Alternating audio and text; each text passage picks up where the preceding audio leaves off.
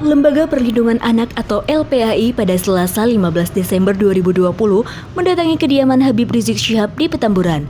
Kedatangan LPAI yang dipimpin oleh Seto Mulyadi atau yang kerap disapa Kak Seto bertujuan melihat kondisi anak dan cucu Habib Rizik yang ikut rombongan saat terjadi insiden di kilometer 50 Tol Cikampek. Berikut dokumentasi yang Front TV dapatkan. Yang masuk kategori anak-anak ini termasuk yang belum punya KTP. Di bawah 18 tahun. Dia termasuk ada yang umur 15 termasuk berarti ya? Di bawah 18. Sana ya. Nanti ini kelas berapa tadi? Kelas 3 SD. Ini sudah sekolah atau TK? Belum sekolah. Oh, belum sekolah ya. Pas Ini kelas TKB. Mariam belum. Oh, ini belum, bahkan belum ya. Jadi seperti itu.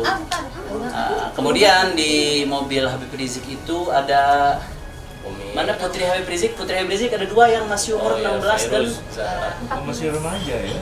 14 dan 16. yang paling kecil yang ke-6 dan ke-7. Usia 14 dan 16. Ini lagi mau turun orangnya. Nah, itu di mobil Habib Rizik ada dua anak. Hasanah sama Maryam. Sama ini sama cucu dia. Hasanah nih yang ini. Ya Hasanah. Ini mobil Habib Rizik. Maryam. Ini cucu sama Maryam yang ini. Maryam ini Hasanah.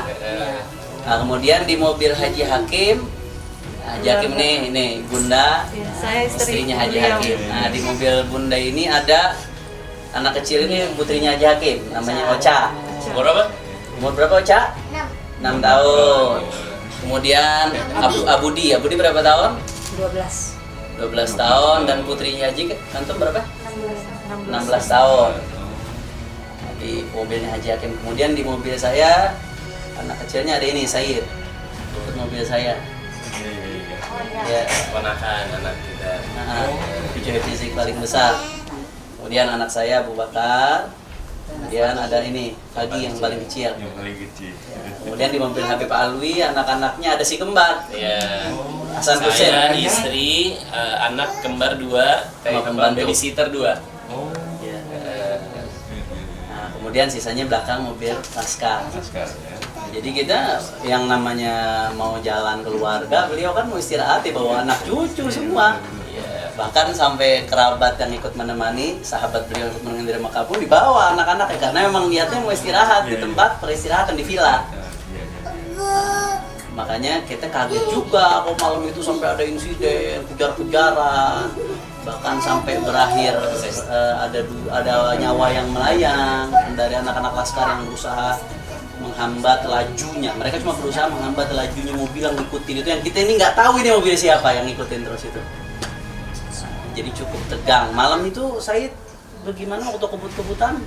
Said tadi cerita takut. Ya, kami dari LPAI, Lembaga Perlindungan Anak Indonesia yang dulu pernah bernama Komnas Perlindungan Anak, tapi sekarang kembali ke nama lama LPAI, dan kami memang sempat terkejut mendengar berita ini di mana dalam suasana yang penuh keriuhan itu di jalan tol kilometer 50 itu ternyata ada anak-anak dan bayi. Kalau tidak salah ada 12 anak dan bayi ya. Jadi kami merasa sangat terpanggil untuk melihat kondisi dari anak-anak. Bagaimana keadaannya. Artinya kan sering terjadi suatu pengalaman traumatik yang tertunda begitu. Jadi saat itu mungkin kelihatan biasa tapi beberapa saat kemudian itu baru muncul. Ya, kami akan pantau saja trauma psikis ini karena bagaimana juga kami hanya berfokus pada anak ya, dalam ini dimanapun juga dalam kasus kerusuhan, mungkin beberapa peristiwa itu di Surabaya, di berbagai tempat di Klaten. Nah, kami selalu memberikan perhatian khusus pada anak-anak karena anak membutuhkan perlindungan khusus, sehingga dalam hal ini kami ingin melihat bagaimana kondisi anak-anak yang ikut bersama dalam rombongan tadi. Dan kami juga bisa memantau saat ini, mungkin beberapa kali juga akan kami lihat kembali. Terima kasih banyak Kak Seto atas perhatiannya. Memang di kejadian KM 50 itu, di titik KM 50-nya ketika itu memang rombongan sudah terpisah.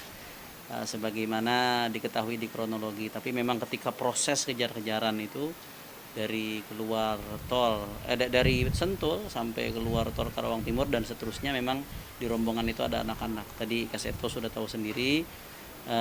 Saya terima kasih banyak atas nama keluarga, atas perhatiannya, atas kepeduliannya. Mudah-mudahan insya Allah anak-anak di Indonesia bisa lebih diperhatikan lagi keselamatannya, baik keselamatan zahir atau keselamatan batin, keselamatan fisik atau keselamatan psikis. Dan jangan sampai ke depan hal-hal seperti ini terjadi lagi. Amin. Karena ini bisa membahayakan daripada anak-anak kita. Ya, terima kasih banyak Kak Seto, mudah-mudahan panjang umur, sehat walafiat. Amin. Amin ya rabbal alamin.